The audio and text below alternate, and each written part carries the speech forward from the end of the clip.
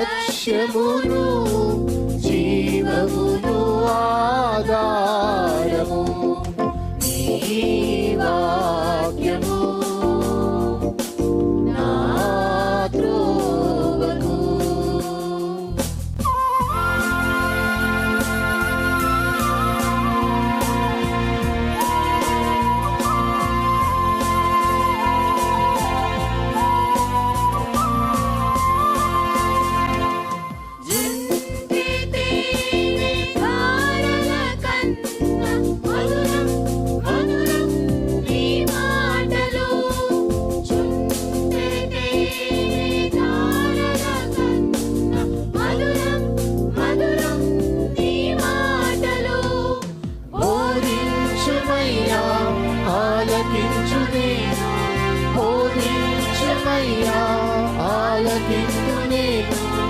అనుసరింతునయ్యా ఆత్మశక్తితో, అనుసరింతునయ్యా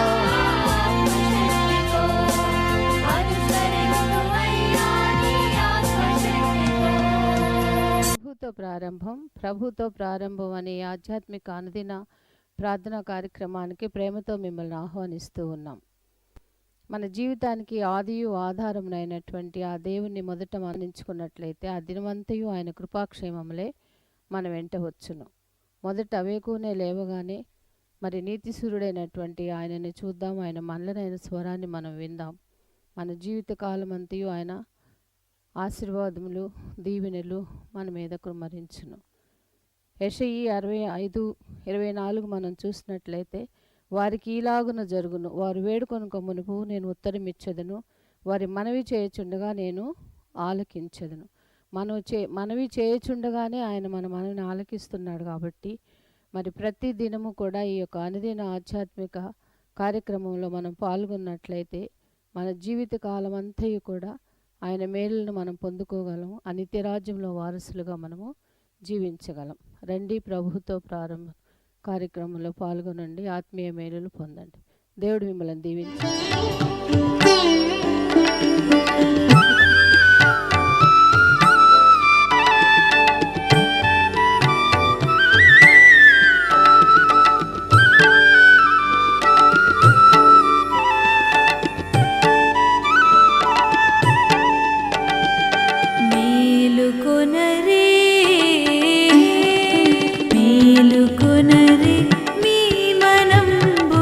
మేలిమిగ మీ మేరద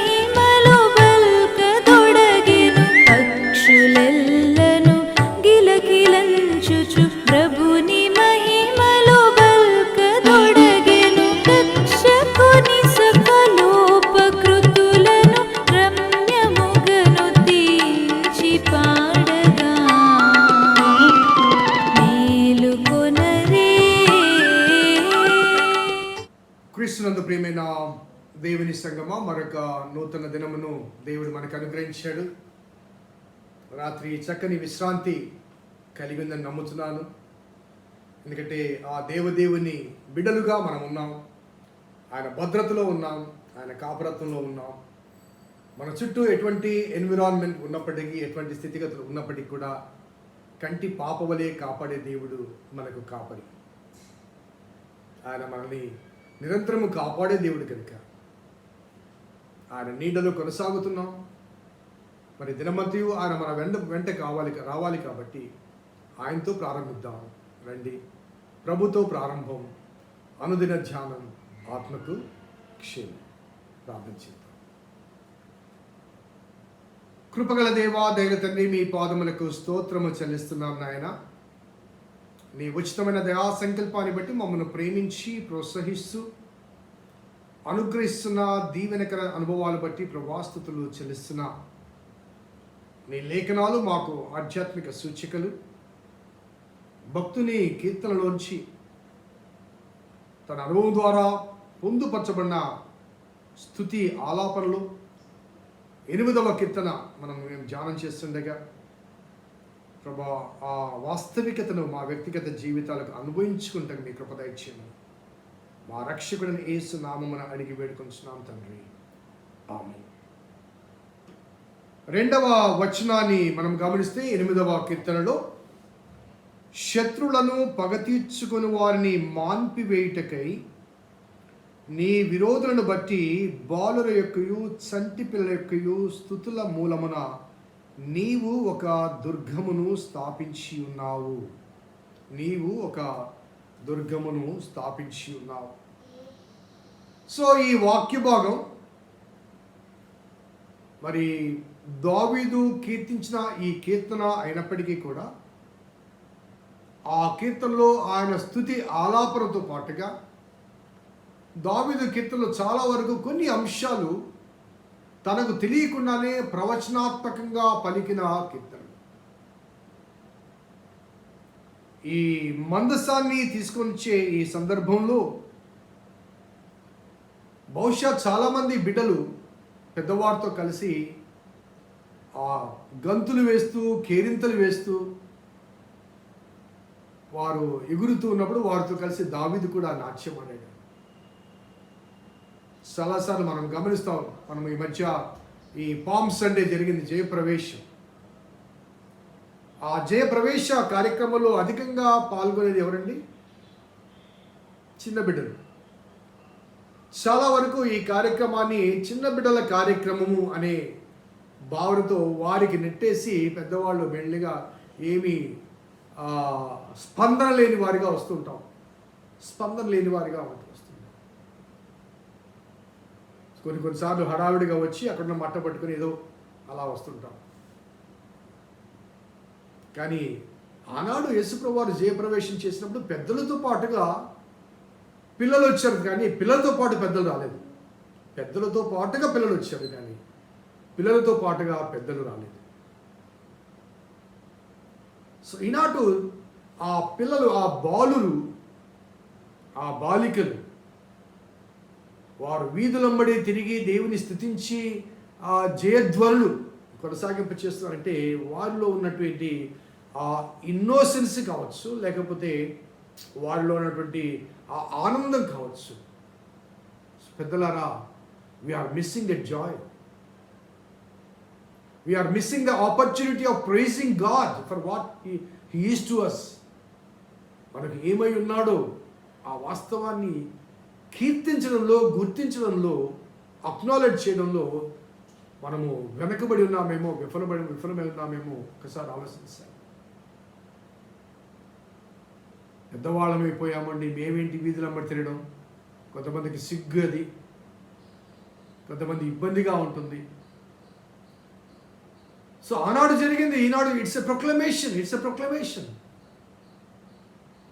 ఆనాడు చేసిన కార్యాన్ని ఈనాడు మనము వీధులమ్మడి తిరుగుతూ జయప్రవేశం ప్రకటించినప్పుడు ప్రజలు అడుగుతారు, వాట్ హ్యాపెండ్ అంటే, యేసుప్రభువు వారు లోక పాపములు మోసుకుని పోయే దేవుని గొర్రె పిల్లగా బల్యర్పణ గావించబడటానికి యెరూషలేములో ప్రవేశించాడు.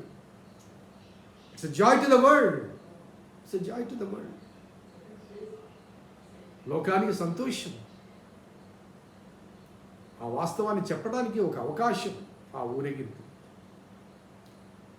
సో ఇక్కడ కూడా దావీదుతో పాటుగా ఆ పిల్లలందరూ పాటలు పాడుకుంటూ ఆ మందసాన్ని తీసుకుని వచ్చే ఆ సందర్భంలో ఈ మాటలు దావీదు వెంట వచ్చి ఉండవచ్చు. ఆనాడు మందసాన్ని తీసుకుని వచ్చినప్పుడు వారు పాడారు, నాట్యమాడారు, కీర్తించారు. వారితో పాటు పిల్లలు. ఆ మందసం అనేది దేవుని సన్నిధి. కొత్త నిబంధనలో దేవుని సన్నిధి కాదు, దేవుడు స్వయంగా ఊరేగింపుగా యెరూషలేమునకు వస్తున్నప్పుడు ఈ కీర్తనలోని ఈ మాట క్రొత్త నిబంధనలో యేసు ప్రభువారు స్వయంగా జ్ఞాపకం చేస్తారు. కీర్తనలోని ఈ మాట క్రొత్త నిబంధనలో యేసు ప్రభువారు స్వయంగా దాన్ని జ్ఞాపకం చేస్తారు. ఒక్కసారి మత్తయి సువార్త 21వ అధ్యాయం.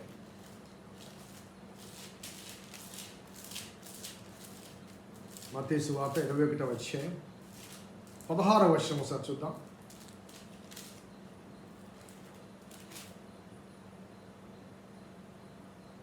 ఆ 15 నుంచి చూద్దాం.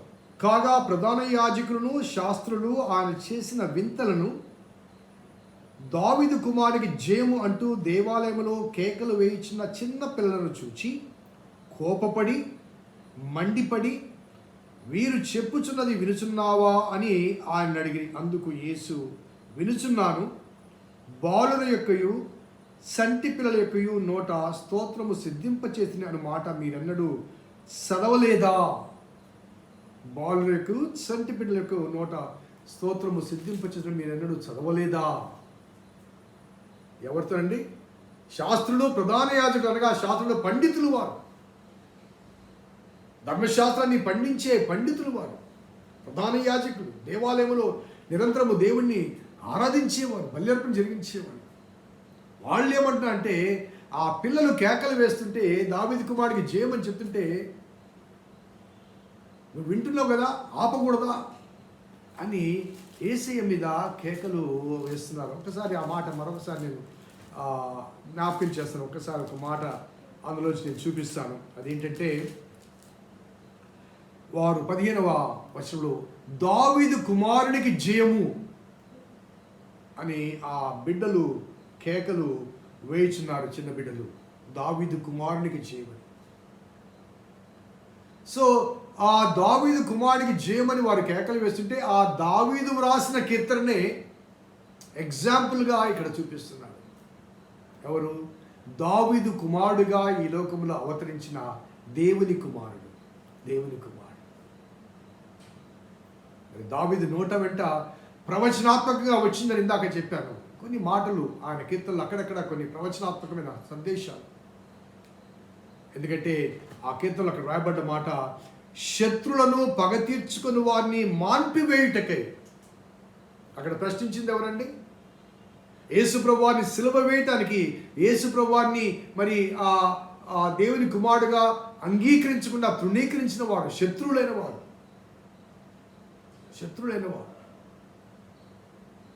The enemies. సో అక్కడ దావీదు ఏమైతే చెప్పాడో అదే యేసుక్రీస్తులో నెరవేర్చబడింది. యేసుక్రీస్తు వారి శత్రువులు ప్రశ్నిస్తున్నారు అక్కడ. కాబట్టి శత్రువులను పగ తీర్చుకున్న వారిని మాన్పివేటకై నీ విరోధులను బట్టి బాలుల ఎక్కువ చంటి పిల్లల ఎక్కువ స్తుతుల మూలముగా నీ ఒక దుర్గమును స్థాపించిన ద కిడ్స్. అంతకుముందు మత్తయి సువార్తలోని 11వ అధ్యాయంలో యేసయ్య చిన్న బిడ్డల యొక్క జ్ఞానాన్ని, తెలివిని, వారి సంతోషాన్ని కొనియాడుతూ, కీర్తిస్తూ, లేకపోతే మెచ్చుకుంటూ చెప్పిన మాటలు 11:25 చూడండి. ఆ సమయంలో యేసు చెప్పింది ఏమనగా, తండ్రి ఆకాశమునకును భూమికిని ప్రభువా. ఇదే మాట అనగా ఆ కీర్తనలో పొందుపరచబడ్డ ఆ టైటిల్ ఫస్ట్ వర్డ్ తీసుకుని, ఆకాశమునకు భూమికిని ప్రభువా, నీవు జ్ఞానులకును వివేకులకును ఈ సంగతులు మరుగు చేసి పసి బాలులకు బయలుపరిచినావని నేను స్తుతిస్తున్నాను. జ్ఞానులకు వివేకులకు అంటే ఈ శాస్త్రులు, పరిసయ్యులు, ప్రధాన యాజకులు, వారికి మరుగుపరిచావు. They could not understand who I am. నేను దేవుని కుమారునని వారు గ్రహించలేకపోయారు. దావీదు కుమారుడని వాస్తవాన్ని వారు గుర్తించలేకపోయారు. వారి ఇగ్నోరెన్స్ అనగా వారి జ్ఞానులు పండితులు అయినప్పటికీ కూడా వారు గ్రహించలేకపోయారు. ఈ పసిబిడ్డలండి, ఈ పసిబిడ్డలు గ్రహించగలిగారు, ఈ పసిబిడ్డలు గుర్తించగలిగారు, ఈ పసిబిడ్డలు కీర్తించగలిగారు. ప్రభా, థ్యాంక్ఫుల్ టు గాడ్. ఆకాశమునకు భూమికి నీవు ప్రభు అంటూ కీర్తించిన ఆ కీర్తన చాలా చాలా శ్రేష్టమైన భావన. నిజంగా ఆనందం కలిగిస్తుందండి. దావీదు వ్రాసిన కీర్తన, ఆ కీర్తనలోని ఆ ప్రవచనం, దావీదు కుమారుడుగా ఈ లోకములో అవతరించిన దేవుని కుమారుడు విషయంలో నెరవేర్చబడింది. ఆనాడు దావీదుకు తెలియదు జరగబోయే ప్రవచనం అని. దావీదు నోట నుండి దేవుడు పలికించిన ఆ పలుకులు క్రొత్త నిబంధనలో దేవుని కుమారుడి జీవితంలో నెరవేర్చబడ్డాయి. ఎస్, చిన్న బిడ్డలు out of innocence they speak the truth. ఒక చిన్న ఎగ్జాంపుల్ నేను చెప్తాను. బాలుల గురించి, చంటి బిడ్డల గురించి చెప్పిన మాట, వారు ఎంత ఇన్నోసెన్స్ అంటే ఆ విషయం చెప్పడానికి. ఒకసారి మేము ఒక ఫ్యామిలీ ఒక ప్రదర్శనకి పోవాల్సి వచ్చింది. ఆ ప్రదర్శనకి వెళ్ళాల్సిన మేము మా బ్రదర్స్, మా కజిన్, మేము ఎప్పుడైనా చాలా గుంపుగా వెళ్తాం. ఆ గుంపుగా వెళ్తాం అనగా ఇది దాదాపు ఒక 25 years బ్యాక్ జరిగిన, 25 years ఇంకా ఎక్కువ ఉండవచ్చు. వెళ్ళినప్పుడు మేము ఏం చేసామంటే, మాకు టికెట్స్ కొనుక్కున్నాం లోపలికి వెళ్ళటానికి. సో మేము లెక్కించడంలో ఒకరు మిస్ అయ్యారు. అనగా ఒక టికెట్ తక్కువగా ఉంది. ఆ లోనికి వెళ్ళే ఆ సమయంలో గేట్ దగ్గర ఆ టికెట్ తీసుకుంటున్నప్పుడు మేము ఏం చేయాలో అర్థం కాలేదు. ఏ ఒక్కరిని ఆపలేము కాబట్టి మా కుమార్తెను సౌమ్యను సంకలో వేసుకున్నాను. అంటే సంక బిడ్డ అయితే టికెట్ అడగరు కదా అని, సంక బిడ్డ అయితే టికెట్ అడగరు కదా అని చెప్పేసి. సో చంకలో వేసుకొని ఆ టికెట్ చేతిలో పెట్టినప్పుడు వాడు టికెట్ లెక్క పెట్టా ఒక్కొక్కరిని పంపిస్తున్నాడు అలాగే నిలబడ్డాను చంకలో పెట్టుకొని. అంతే పెద్ద, డాడీ నువ్వు నాకు టికెట్ కొనలేదు కదా, డాడీ నువ్వు నాకు టికెట్ కొనలేదు కదా, మనం 27 మంది వచ్చాము, 26 టికెట్లే కొన్నావు కదా అని డైరెక్ట్గా అతని ముందే చెప్పేశాను. నోరు ఎల్లబెట్టాల్సి వచ్చింది. మా కుమార్తెను సైలెంట్ అని చెప్పాల్సి వచ్చింది. కానీ ఆ గేట్ దగ్గర అతను గమనించి నవ్వి పోండి సార్ అన్నాడు. సో మనం మోసం చేస్తామేమో కానీ చిన్న బిడ్డలు కల్మషం లేని వాళ్ళండి. అందుకే బాలుర యొక్క సంటి బిడ్డల యొక్క స్థుతుల మూలమున నీ ఒక దుర్గమును స్థాపించావు. చిన్న బిడ్డలు. అందుకే కొత్త నిబంధనలు అంటాడు, మత్తయి సువార్తలోనే 19వ అధ్యాయంలో అంటాడు, చిన్న బిడ్డలను ఆటంకపరచక నా యొద్దకు రానిడు. 1914లో చిన్న బిడ్డలు ఆటంకపరచక నా యొద్దకు రానిడు. ఎందుకంటే ఇలాంటి వారిదే పరలోక రాజ్యం. These are the innocent children. కల్మషం లేని వారు, శత్రువులను పగదీర్చుకుని వారిని మాన్పివేటకై బాలుర యొక్క చంటి బిడ్డల యొక్క స్థుతుల మూలమునని ఒక దుర్గమును స్థాపించి ఉన్నారు. మత్తయి 18లోనే అంటాడు, పరలోక రాజ్యంలో ఎవడు గొప్పవాడంటే మీరు మార్పు నుండి ఈ చిన్న బిడ్డల వంటి వారైతే తప్ప పరలోక రాజ్యంలో ప్రవేశించలేదు. ఒకవేళ మన పెద్దవాళ్ళమని సిగ్గుతో లేకపోతే అహంతో కానీ నేనేంటి అన్న భావంతో కానీ దేవుని స్తుతించడంలో కొద్ది సిగ్గుపడినట్లయితే అక్కడ మన విషయంలో ఆయన సిగ్గుపడతాడండి. ఆయన సిగ్గుపరచకుండా ఉండాలి అంటే మనము దేవుని విషయంలో, దేవుని ఆరాధించే విషయంలో, ఆత్మతో సత్యంతో ఆరాధించే విషయంలో దేవుని ఎదుట ఉన్నామని, ఆయన ఎదుట మనము కూడా పసిబిడ్డలమే అన్న వాస్తవాన్ని గమనించి దేవుని మనస్ఫూర్తిగా స్తుతించగలిగిన అనుభవాన్ని మనము కలిగి ఉండాలి. అప్పుడు అది నిజమైన స్తుతి ఆరాధన అవుతుంది, దేవుని చేత అంగీకరించబడే ఆరాధన అవుతుంది. పరిశుద్ధాత్మ దేవుడు మనకు అటువంటి ప్రేరణ దయచేయాలని కోరుకుంటున్నాను. ప్రార్థన చేద్దాం.